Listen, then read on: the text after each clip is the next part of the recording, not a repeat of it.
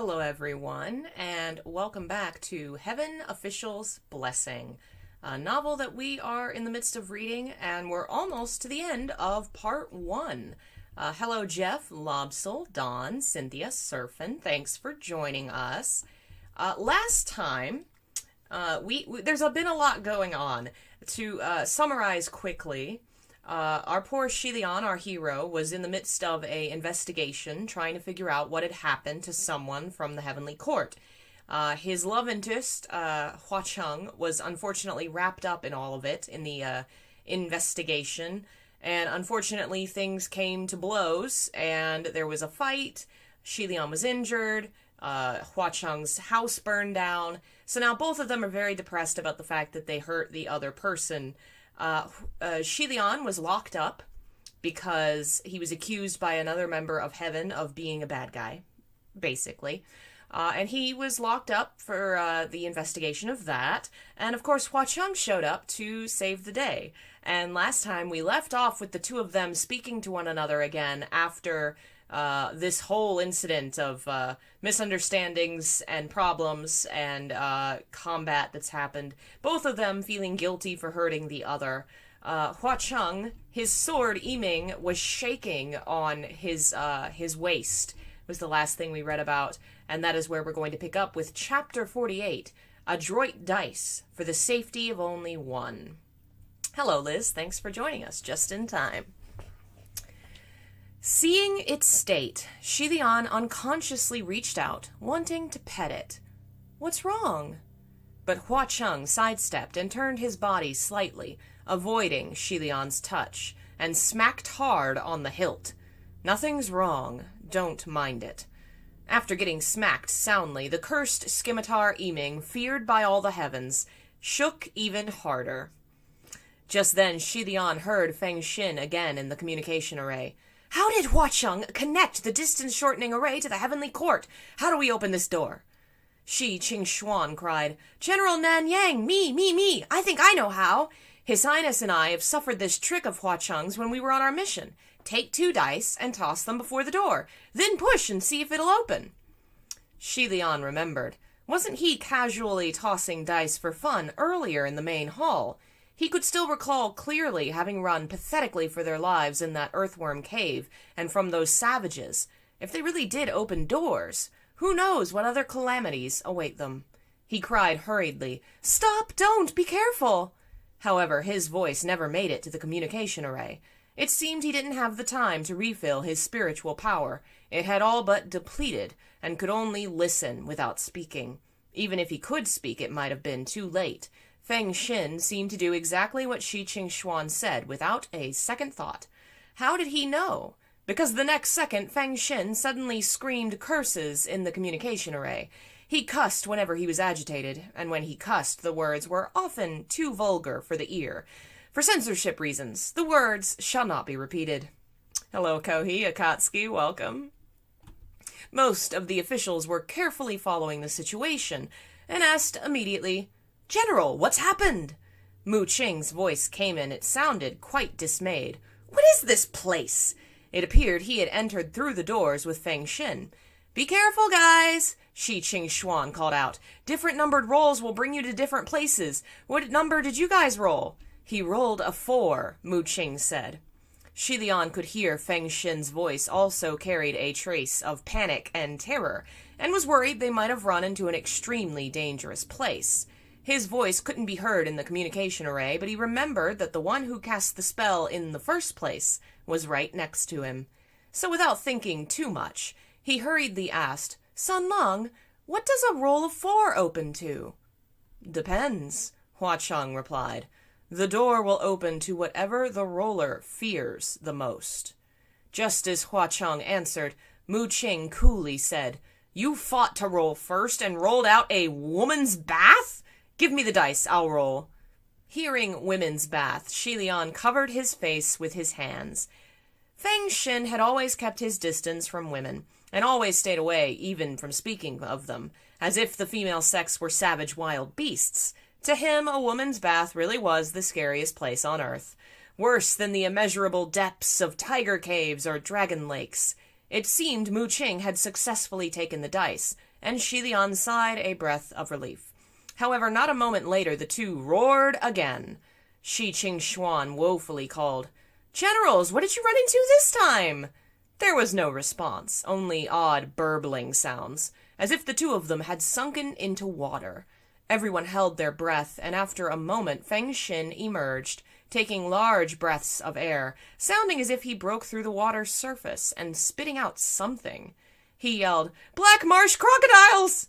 Turns out the two of them were barely 2 steps out of the women's bath in a frenzy when Mu Qing took the dice by force and rolled, and their next step led them to fall into a muddling marsh. They were immediately submerged past their waists in the muddy marsh, over their mouths. After fighting to get out, over a dozen curiously long crocodile monsters swam over to surround them. Each of these monsters was over 4 meters in length and fed on human flesh. They grew human arms and legs from such evil practices. When they moved, the sight was terrifying and gross, making the two disgusted beyond belief. Half sunken in the black marsh, the two fought the crocs in fervor and madness, until Feng Xin finally had had enough. "Give me the dice! Let me throw! You didn't roll anything good either!" Mu Qing was one to never admit defeat and shot a white spiritual blast. "Croc monsters are still more decent than a woman's bath. Who knows what you'll roll next? Give it to me." "Frickin'," Feng Xin yelled angrily. "Didn't you already take the dice? Where are they?" The two had completely forgotten they were still connected to the communication array, and continued to fight each other, denouncing each other's luck in dice rolls, the whereabouts of the dice long lost and forgotten. The heavenly officials listened to their curses and shouts. A riot was the bigger the better. Exciting. So exciting! The two generals finally ripped through their masks and stopped caring about their faces. The officials held back their laughter, some even slamming their fists in their seats, wishing desperately they could be watching this live to cheer the fight on. Yeah, so the character who's afraid of women has, I feel like he's very bad in romance, and I think that tends to be a trope with characters that are bad romantically. They tend to be afraid of women in these kind of stories. He's not the first one I've come across, but he is the one I remember. He has a story that comes up later that we'll learn more about. As for Kitty, that is Bob on the kitty bed. All right. Although Feng Xin and Mu Qing's luck didn't seem to be the best, they were still martial gods. After all, a few monsters here and there were at most a nuisance, so they were not in any true danger. Xie Lian prayed they would give up sooner or later and be released from their predicament. At the same time, he was thankful he himself didn't roll out a number that called forth any horrors, and rolled out a huacheng instead. He spoke as he walked. "I rolled snake eyes earlier. Does that mean every time snake eyes are rolled, I'll be able to see you?" The moment he ended his sentence, he realized his words sounded a little weird, as if he really wanted to meet huacheng and thought it was inappropriate. But huacheng replied, "No." Xie Lian felt a little awkward and scratched his cheek. "Oh, so that's not the case. I got it wrong." Huacheng, walking in front of him, said, "If you wanted to see me, it won't matter what you roll. I will appear." Hearing this, Xie Lian swallowed hard and forgot everything else he wanted to say. He hadn't had the chance to dissect the meaning of those words before the voice of another said, in a sunken tone within the communication array, "Let me." It wasn't long after that person had spoken that there was a flash of white light across the sky and a crashing sound. Suddenly, huacheng and Xie Lian's path was blocked. When the white light cooled and slowly cleared away, Xie Lian saw that the thing that flew from the sky and was blocking them was now a sword. The sword was long and slender, half entombed into the ground on a slant, the body of the sword itself still quivering. The sword was dark like black jade, deep and foreboding, smoother than a mirror, and if anyone were to go near, they could see their own reflection on the blade. Only the thin, silver-white line of the heart of the sword cut across the blade in half. The name of the sword was Feng Xin. A shadow landed in front of the sword and said, "This is your sword." After the death of the Gyoshi Feng Xin, the sword he carried was kept by the crown prince of Yong'an. the one who'd thrown the sword Fang Xin and blocked their path, was none other than Lang Shangchu. It looked like Feng Xin and Mu Qing failed, but Lang Shangchu was able to roll the right numbers. It really couldn't be said whether it was his luck or if it was Xie Lian's misfortune. The only thing that could be said with certainty was, of the two crown princes, Lang Shangchu had always been more fortunate than Xie Lian. Hua Cheng stood with his hands behind his back, his expression unchanged. Only his body made a small movement. The moment he moved, Xie Lian immediately stretched out a hand to stop him. He said in a small voice, "Let me." Right in the middle of the valley, Lang Shangchu blocked the only road, his hand holding the long, oversized sword, and said, "I only want to duel with you with all my might. It doesn't matter how this ends. Even if I die in your hands, I won't ask for any compensation. I don't need you to ask the Great Lord for banishment. You taught me the art of swordsmanship. It's not like you can't win, so why won't you fight me?" Xie Lian knew, even without Lang Shangchu saying it, he would fight with everything he had. But if he didn't hold back, then Xie Lian must also fight seriously. If that was the case, none of the scenarios would be what Xie Lian wanted to see. But if he didn't fight him, he wouldn't relent. After a long while, Xie Lian finally nodded his head slowly. "Fine." He took a few steps forward and approached the sword, pulling it from the ground, and said softly, "You asked for this." After hundreds of years, Fang Xin finally returned to the hands of its master. It moaned softly in Xie Lian's hands. Close by, Hua Cheng's eye also shone from hearing the euphoric cries of the sword. With the sword in hand, Xie Lian swung and pointed it to the ground before saying coolly, "However this duel ends, do not regret it." "I will never!" Lang Shangchu shouted. Lang Shangchu felt like his head was going to split. Both his hands held the longsword tight. His eyes focused, his breath held, his sight locked onto Fang Xin. Dun dun dun.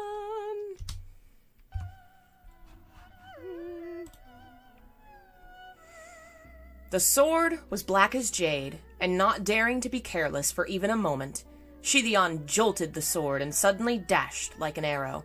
Lang Shangchu's eyes cemented, ready to strike, when suddenly his body froze, as if something had wrapped tightly, and he fell heavily to the ground.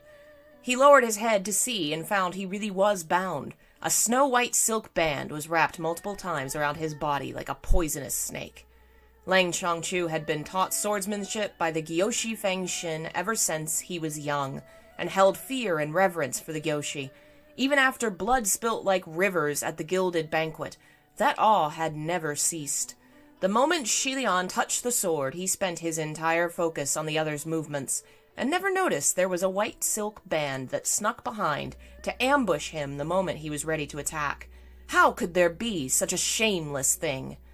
Seeing that Ruoi succeeded, Xie Lian instantly relaxed his tense expression and heart. He threw Fang Xin aside and took a long breath, thinking, "Whew, that was close." Lang Shangchu laid on the ground, struggling to break free. He didn't know how vicious the white silk band could be, and the more he struggled, the tighter it bound. He cried angrily, "Gyoshi, what is this? Let me go, and let's fight to the death." Xie Lian wiped sweat from his forehead and replied, "We already fought to the death. The thing that's binding you is one of my spiritual devices. You've already lost." "How can this count?"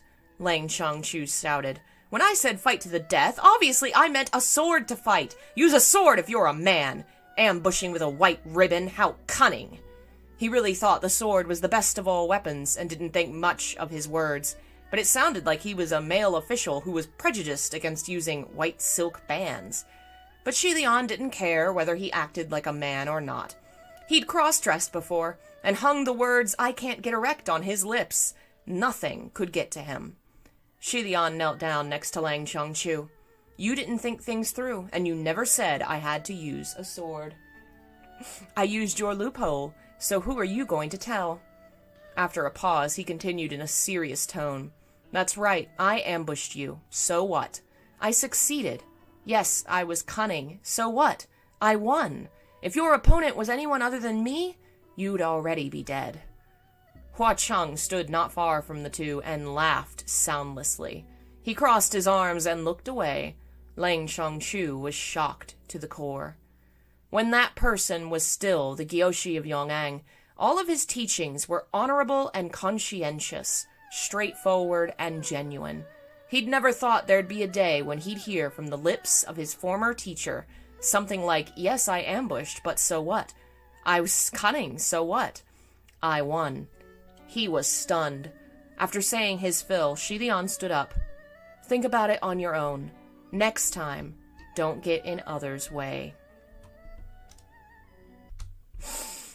It's really funny to imagine that this character who is so over the top, so very ridiculous, so very straightforward, that the reason he's like this is because at one time Xie Lian was like this, and that's how he taught him. It kind of is a mirror to Xie Lian that we can look at him and see that this is kind of what he used to be, and unfortunately no longer is because life has been so hard.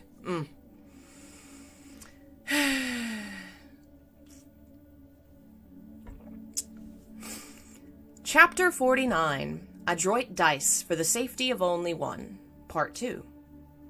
Seeing that he was about to walk away, Lang Chongchu immediately called out, "Stop!" Xie Lian stopped.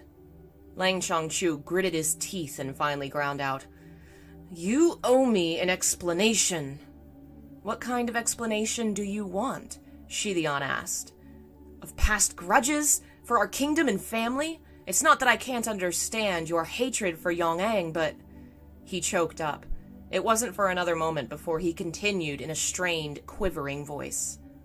"But Gyoshi, did my parents and I not treat the remaining citizens of Xianli well? I was friends with many of them, and I did my best to protect them." Every word he said was true. After the kingdom of Xianli had fallen, many remaining citizens never forgot their roots, and even after the kingdom of Yong'an was built and started its rule, those people and their descendants continued to live as the people of Xianli, often clashing with the new kingdom. The first few generations of the Yong'an monarchy ruled with force and cruelly massacred many of the rioting Xianli people. Inversely, there were also underground alliances formed by the Xianli people to plot the assassination of many Yong'an nobility. They even succeeded a few times. This continued on, and the end result was a deeply seated hatred for each other on both sides. Welcome, Lucky. Thanks for joining us. However, with the rule of Lang Chongchu's parents, the king took a different attitude. He treated the Xianli people with kindness and compassion. He wanted to unite the country of old and new against all the voices of dissent. Even if the idea of granting princely titles to past Xianli royals was absurd, he used it as a way to show his sincerity and regarded them with respect. Lang Chongchu himself had never been prejudiced because of past hatred. Everything was but history. The Gyoshi Fangxin was a mysterious figure, having never revealed his true identity, so no one knew on which side stood the mastermind behind the gilded banquet bloodbath. However, the hatred between Yong'an and Xianli ran too deep.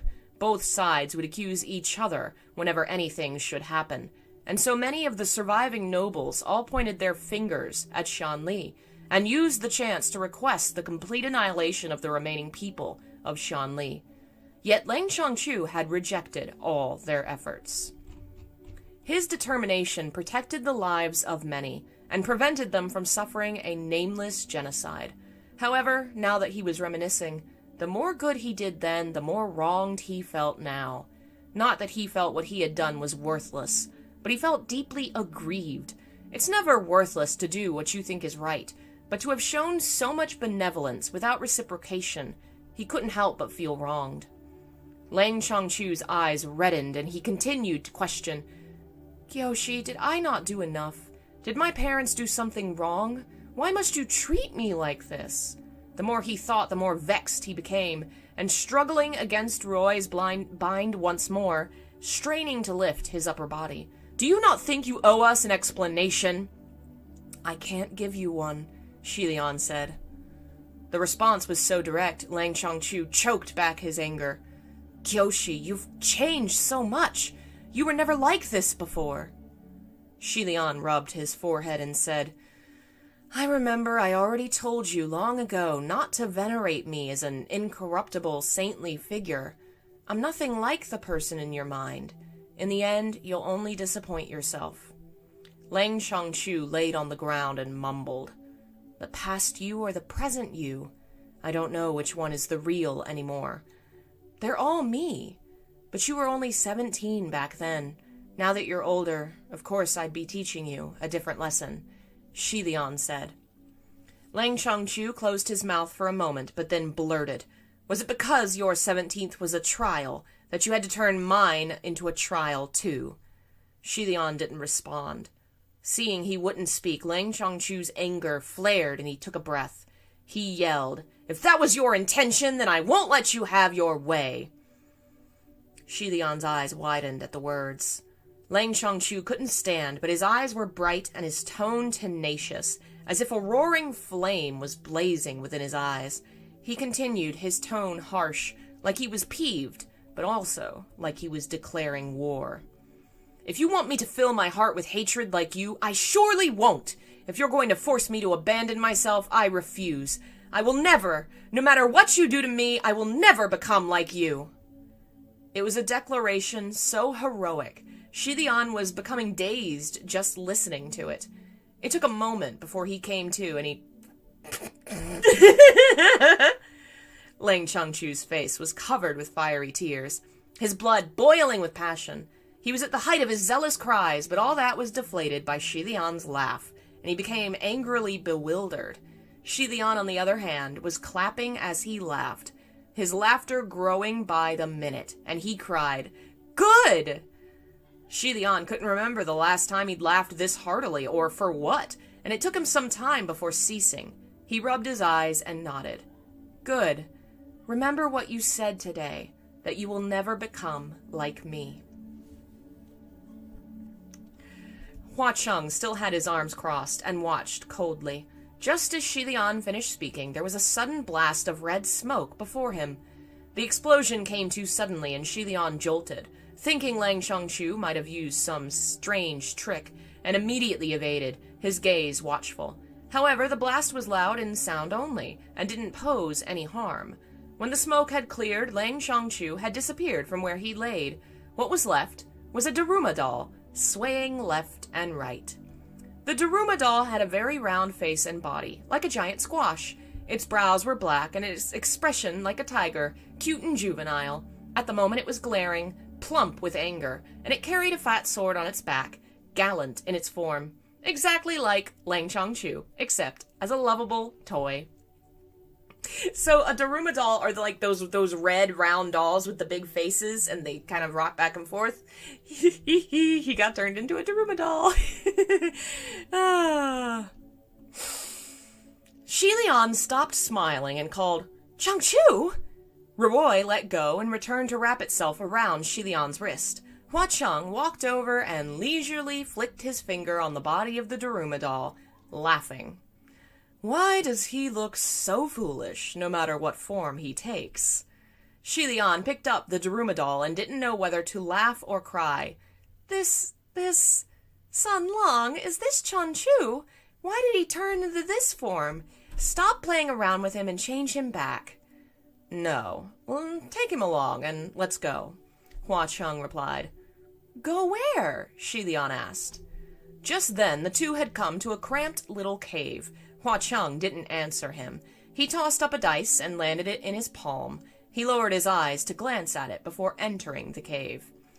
To turn someone into a Daruma doll was such a mischievous spell, and was very much Hua Cheng's style, but it was also hard to undo. Either way, Xie Lian couldn't unravel it, and he couldn't guarantee any other heavenly officials could do it either. So he held the doll in his hands and was about to follow Hua Cheng when he abruptly remembered the tossed Fang Xin and doubled back to pick up the sword. He strapped it onto his back and chased after Hua Cheng. Xie Lian wanted Hua Cheng to undo the spell, but the man was non-committal. The two walked around in the cave for a bit, and soon after it became wider and more spacious than the entrance. Footfalls echoed in the cave, and some distance in front of them came a faint light and the sounds of singing. When Xie Lian was led to Paradise Manor in the Ghost City, he'd also heard singing, but the graceful songs of charming female ghosts were enticing and beautiful like aphrodisiacs, intoxicating. This singing was like the chaotic dance of demons, appalling and hideous. The two were nothing alike. Xie Lian couldn't help but ask, "Sun Lang, what is this place?" "Shh." Hua Cheng lightly silenced him. Xie Lian's question was already voiced in a near whisper. Hearing the shush, he held his breath. Soon he discovered why the need to be silent. Right in front of them came bunches of floating green ghost fires, and when the little bunches of flames approached, he saw they were little ghosts, dressed in green. On the heads of each little ghost was a small flaming light, as if they themselves were a green candle. There was nowhere to hide in the cave, and the path was narrow. Xie Lian was about to reach for Fang Xin, but thought Roy would be better suited to the situation and dropped his hand again. But then, just as the little ghosts passed by, they didn't bat an eyelash before moving on, continuing to whisper amongst themselves. It wasn't like they didn't see them, but more they didn't think it was strange to see them. Xie Lian looked at Hua Cheng, and the one standing next to him wasn't the exceptionally handsome, red-clad ghost king he knew, but another little pale ghost with a green flame on his head. So it seemed Hua Cheng had changed them into fake skins without him knowing it. Thinking that he himself must be upholding a green flame on his head, Xie Lian couldn't help but raise a hand to feel. Why must they transform into such a bizarre appearance? Although he trailed off, Hua Cheng obviously knew what he wanted to say. I already mentioned that the green ghost Qirong is vulgar and crass. All of his lackeys have to look like this. Xie Lian didn't realize Hua Cheng had brought him to the green ghost Qirong's territory. Before, when the heavens and the ghost realm mentioned the green ghost Qirong, they all had to comment on how uncouth he was, and Xie Lian couldn't fathom why. Now he learned all his little ghost subordinates had to dress like this, he could somewhat understand. Going only by the title, The Night-Touring Green Lantern, there was at least still a trace of sarcastic elegance. But if it was literally green light walking around at night, then there's definitely a gap between that and what he had in mind. So remember, there are 4 great ghosts. One of them, there's a white ghost I can't remember the name of. He's vanished into history. We'll learn more about him later. There's black sinking ships, black water sinking ships, water guy. We'll learn more about him later. And then there's the red ghost, Crimson Rain, Saltflower. That's Hua Cheng. There's a 4th one, who is said to be lesser than the others, but still kind of famous, and that's Green Ghost Qirong, who is known to be very obnoxious and ridiculous, and nobody likes him. He was the patron of one of the ghosts in the earlier stories. He's the guy that hangs corpses in the forest to drain blood down like blood rain. He likes messing with people, and he and Hua Cheng are enemies. Didn't you already destroy his lair? Xie Lian asked. I did, but he escaped, Hua Cheng replied. Escaped for 50 years, then built a new lair.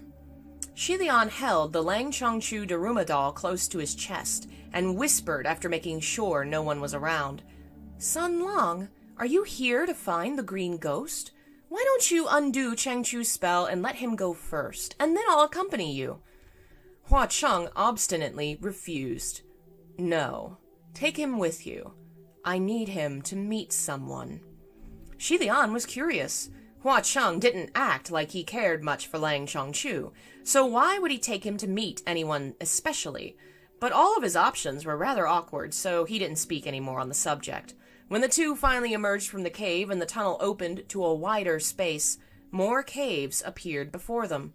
There seemed to be caves and tunnels dug all over this mountain. Caves connecting caves, tunnels leading to more tunnels.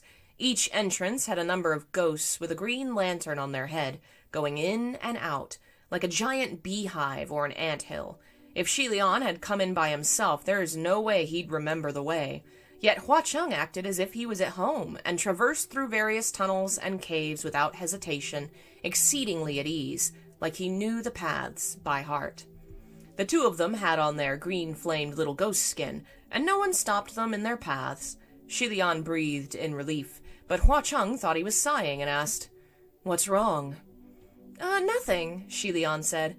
"I thought you would attack the lair head-on instead of sneaking in. I'm not too good with fighting, so I'm relieved." He meant it when he said he wasn't good at fighting. He may be skilled, but he wasn't good at dealing with the aftermath. Hua Cheng seemed to have puffed a laugh. "I did attack head-on the first time, but the moment he found out, he ran away," Hua Cheng said. "This time I'm here for his person, so of course I can't have him notice I'm here." Was the person Hua Cheng wanted Shan Chu to meet the green ghost? Xie Lian wondered. Was there a relationship between the two of them?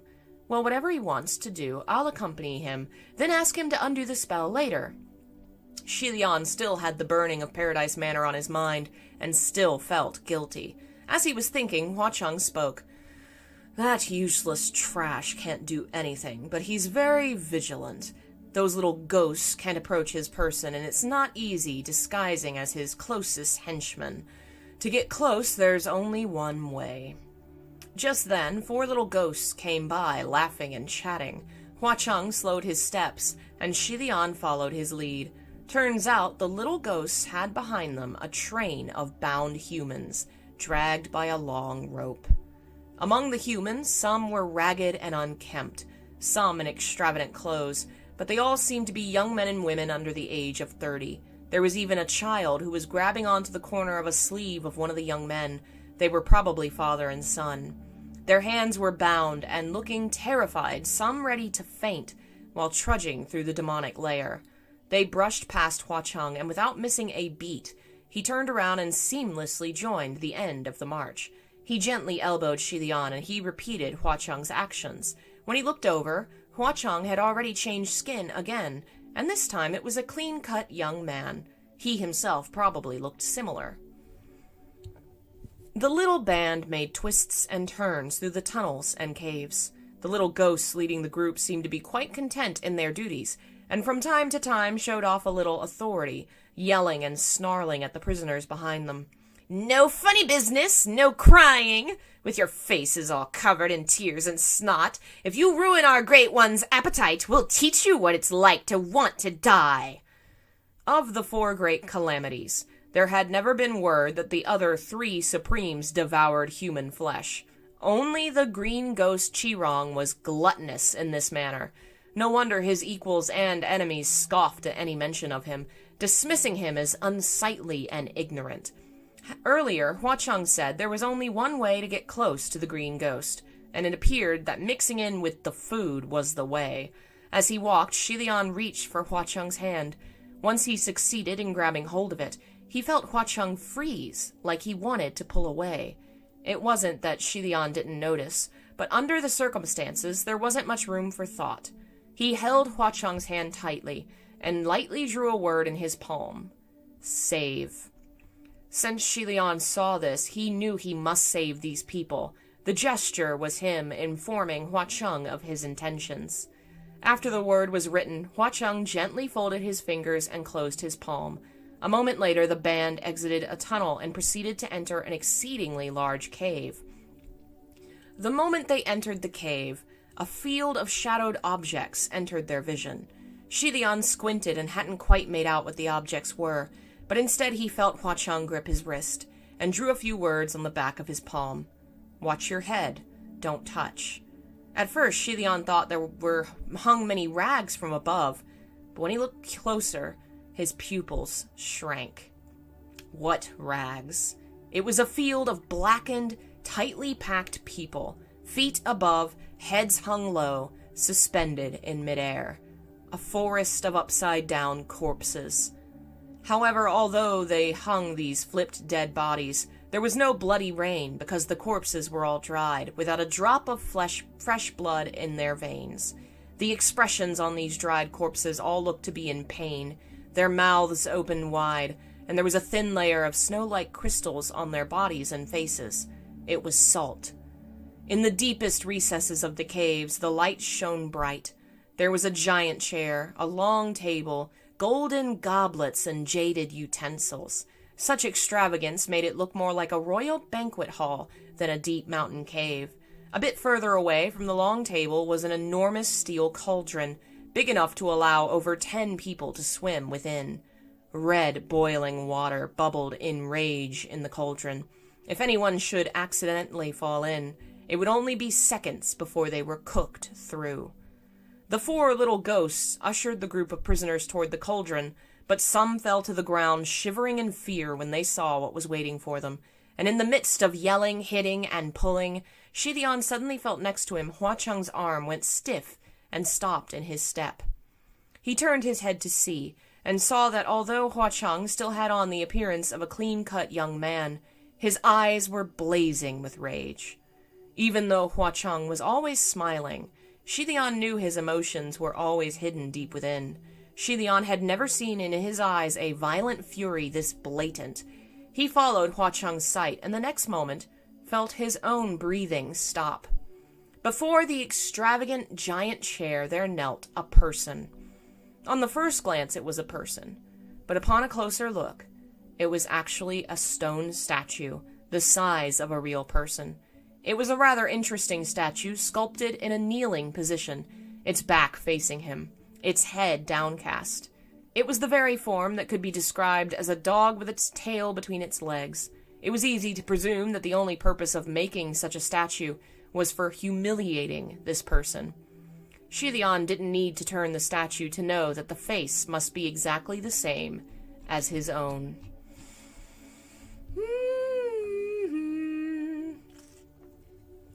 We're getting to some of the sadder backstory. I mean, this whole thing is sad backstory, but we're coming up on some of the darker details. Chapter 50. Adroit Dice for the Safety of One, Part 3. Generally, people would not know what their own backs looked like, but Xie Lian was different. He was more than familiar with how his own back looked. When the kingdom of Shanli first fell, to relieve themselves of anger, the people burnt down his Baichan Taizi temple, desecrated all his statues, robbed the gems on his sword, and cleaned his attire of gold. Yet after all that, the rage continued to burn, and so they came up with a new idea, to build kneeling statues. The crown prince that was highly venerated and worshipped was sculpted into the form of one who knelt and begged for forgiveness, and placed in crowded areas of town so everyone was free to spit or kick it when they passed by, and rid themselves of misfortune. Or worse, some even had him sculpted to be prostrating, and used the statue as a threshold, allowing tens of thousands to walk over it.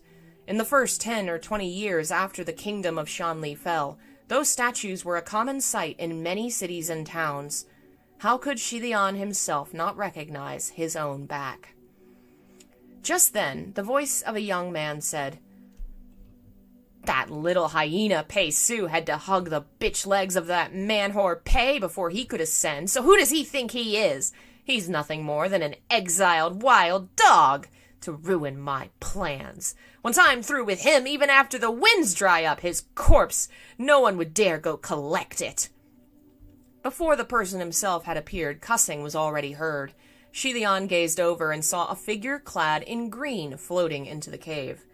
Due to a reason somehow not worth mentioning, Xie Lian couldn't help but look at the top of his head first, and was actually kind of disappointed to see the person had a mask on and no light above his head. A bunch of little ghosts dressed in green surrounded the green-clad man, and he stood as if he was surrounded by a circle of green light. This must be one of the 4 calamities in the ghost realm, the green ghost Qi-Rong. Ever since Nan Feng had first mentioned the name Qi-Rong, Xie Lian had kept it in the back of his mind, wondering if this Qi-Rong was the same Qi-Rong he knew. However, there was an unwritten rule that no matter if one was a demon or ghost, they would all hide their real names and bury their past lives. Because of this, he didn't think they were the same person, only a fake name that coincided with the real one. From the looks of things, he was more than certain If it wasn't the Qi-Rong he knew, how could there be another Qi-Rong who was obsessed with the statue of the kneeling crown prince? And why would his voice sound so familiar? Hello, Daniel. Thanks for joining us. The little green ghosts that surrounded Qi-Rong were loudly acclaiming him king and wildly chattered, so Xie Lian somewhat figured out what had transpired. Turns out, when Qi-Rong sent a few of his henchmen to Ghost City, they failed to cause havoc, and were decimated by Huacheng. He then regrouped and was ready to fight again, but before the second round had even started, his henchmen bumped into the exiled Pei Su on the road. Although exiled in the mortal realm, Pei Su nevertheless was once a heavenly official and had nothing better to do, so when the henchmen bumped into him, he thought he might as well clean them up. And so they were once again decimated. To lose so many henchmen in such a short period of time, the moment Qi-Rong received the news, he was furious and cursed nonstop. Like ancestors, like descendants! The fucking man-whore Pei Ming probably has sores all over his crotch. I should chop off both his and Pei Su's fucking dicks and hang them at their temples, and whoever worships them will bleed pus with every step. Xie Lian had the urge to cover his ears. The profanities were the same. When Feng Xin got upset, his curses were also too vulgar, but as much as he swore, it was obvious they were only words of temporary anger, and there was no real malintent. Qi-Rong's curses were different. The recipients had no doubt that he truly wanted to curse them to die as crudely as the way he condemned, and he was wholly unafraid to take cheap shots, thoroughly crass and obscene. The group of little green ghosts agreed with Qi-Rong loudly. He probably remembered the able subordinates he worked so hard to raise, and continued, "Too bad that strong-spirited woman Xuanji was captured by those two shameless pay dogs, and so wrongly and miserably. She couldn't even be saved now." Xie Lian couldn't agree with those words. Indeed, Xuanji had a tragic story, but not everything was General Pei's fault, like Qi-Rong had described. After all, the 10 brides that were kidnapped by her very person, she was the one who killed them in cold blood. Strong-spirited for sure, but whether or not she was a good woman was debatable. But to say little Pei only ascended because he begged General Pei was also something Xie Lian couldn't agree with. After seeing so many ascend and descend, there was one thing Xie Lian could say with absolute certainty. The skilled may not always ascend, but the ascended are always skilled. If one is powerless, no matter who promotes them, they would not be able to overcome heavenly calamities. It could only at most be officially in the middle court. Xie Lian hadn't interacted much with Pei Su, but even he could see little Pei's martial power was above that of Lang Chanchu. Only power didn't equal rank. There were politics at play too. Otherwise, Pei Su would have long since have gotten his own palace. Obviously, these things weren't of consideration to Qi-Rong. He swore like there wasn't a single one in all the realms he didn't want to curse to death. He called Pei Ming a man-whore, Little Pei a leg-hugging dog, Jun Wu a faker, Ling Wen a bitch, Lang Shangchu a moron, Chen Yizhen shit, the Watermaster black-hearted, the Windmaster a slutty woman. He probably didn't know Shi Qingxuan was actually a man. If Xie Lian hadn't seen it for himself, he wouldn't be able to believe anyone could be so resentful. Finally, Qi-Rong made it to the main point, which was how Huacheng and that low-key ship-sinking Blackwater looked down on him. They were mere supremes. One day, for sure, he'd have them kneel before him. Xie Lian should be angry hearing this, but because he couldn't even imagine how it would play out, he couldn't help but find it hilarious instead. He stole a glimpse at Huacheng. Huacheng himself didn't have any reaction, but instead was still closely staring at that kneeling stone statue. Finally, thankfully, Qi-Rong seemed to be assuaged by all the cursing and changed the subject. "How was the thing I sent you guys to do? Have Chen Yizhen and that man-whore Pei started fighting yet?" He sat down as he spoke, lounging on his luxurious throne. He raised his legs and rested his boots on the shoulders of the statue, using it as a footstool. Xie Lian had been holding onto Huacheng's arm, and stopped him immediately when he felt him shuffle forward. He felt the pullback may not be enough, so he drew another word in Huacheng's palm. "Thanks." Huacheng recognized the word. He lowered his head, then glanced at Xie Lian, who was watching him with gratefulness in his eyes, thanking him for his good intentions. Then Xie Lian shook his head lightly and drew the words, listen, and heaven. Qi Rong was talking as if he sent henchmen to do something, and it had something to do with heavenly officials. It couldn't be anything good, so Xie Lian wanted to keep listening. As for the statue getting used as a footstool, thinking back, it had only ever been used as a threshold before, so really, it meant nothing to Xie Lian. It was a piece of rock, not his person. Although he'd only written those 3 simple words, when their eyes met, Xie Lian knew Hua Cheng understood what he meant.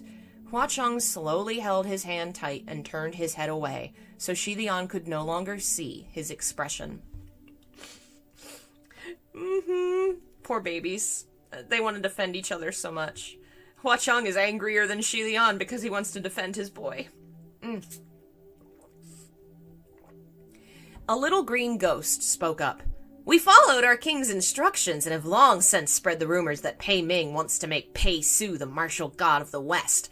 Now it's becoming more and more of a riot, so we used that as an excuse and desecrated hundreds of Mingguang temples disguised as Qi Ying palace devotees. No one was the wiser.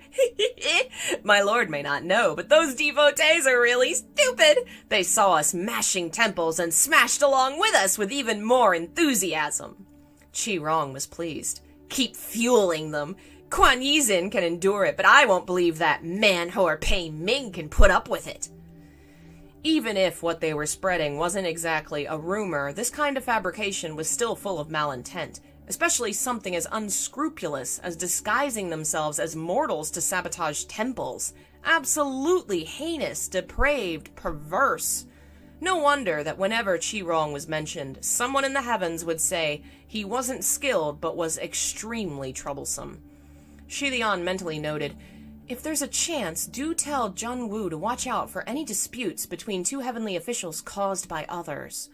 When Qi Rong finished with his business, he laid back, his pair of long legs resting on the statue changed position. The little ghosts immediately knew what to do and went to the small crowd of people to pick the best cut. The one child in the group was probably not even 10 years of age and wasn't cognizant of the situation. He blinked his large eyes and held on tight to his father, yanking at his shirt the more scared he became. His young father's face was ashen pale, trying to comfort him with a trembling voice. Don't be scared. Don't be scared. Yet it was obvious he himself was terrified to the bone. One of the little green ghosts saw there was a child and was delighted, extending its arm to grab at him. The young father screamed and jolted. Xie Lian moved before he knew what he was going to do, but then he felt movement from the figure next to him.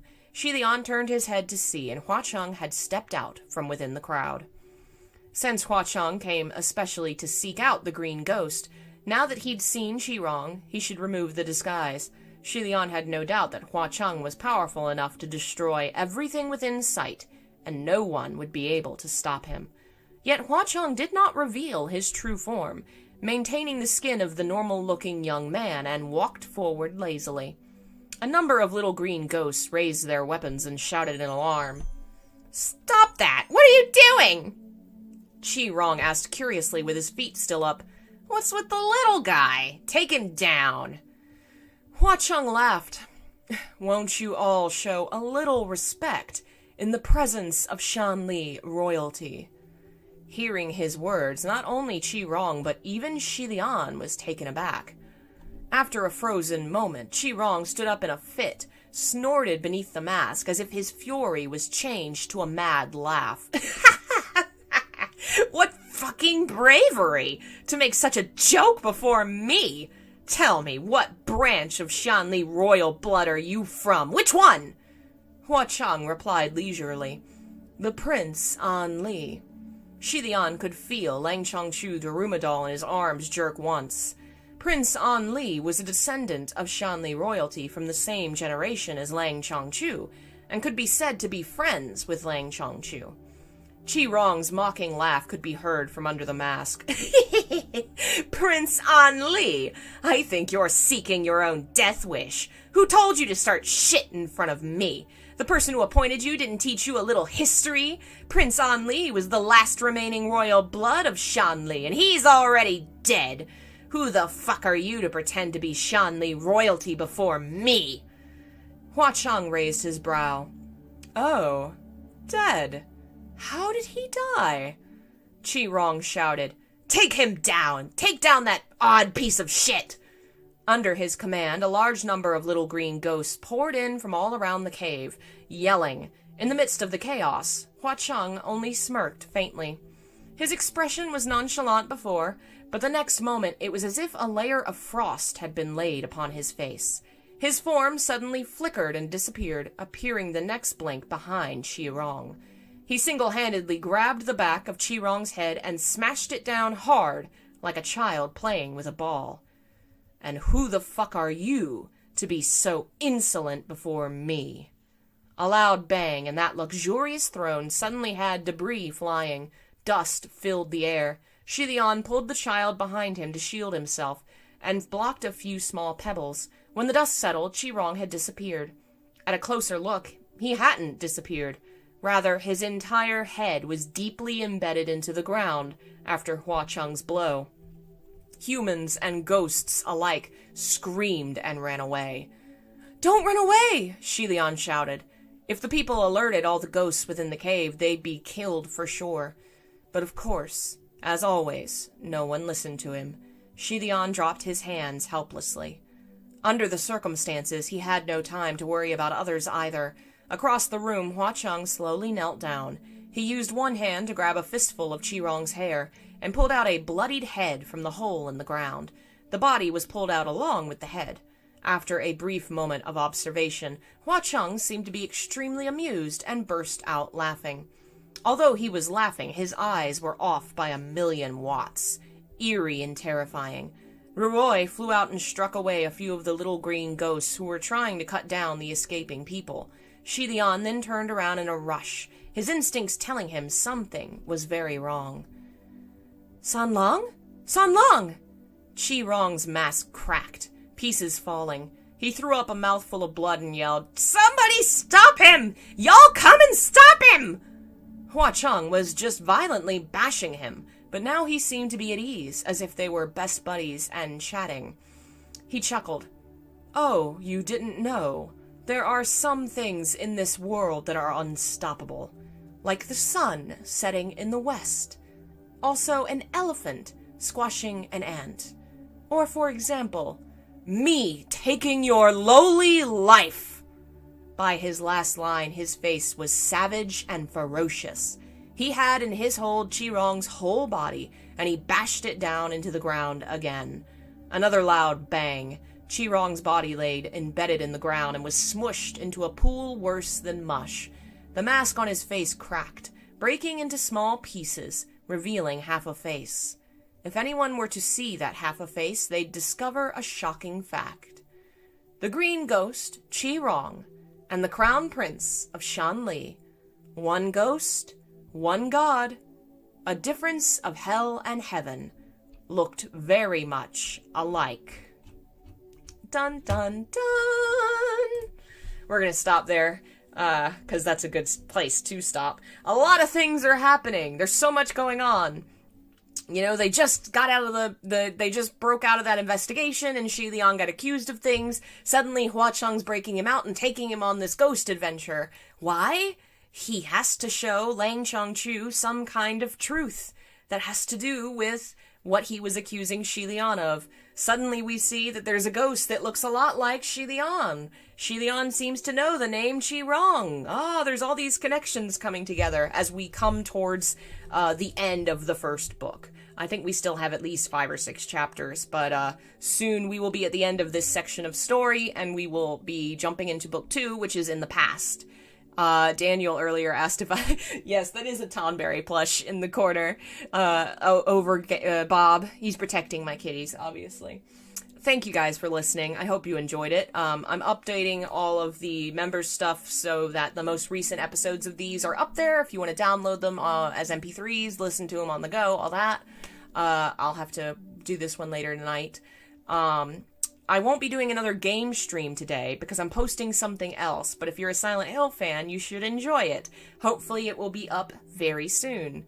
If you like what I do and you want to support it, become a member. For as little as 99 cents a month, you can get access to bonus content, extra videos, all kinds of things. Check the link in the description to learn about all the different benefits you can get. Or you can go to my store and purchase my books. You can follow me on social media, join the Discord, all kinds of things.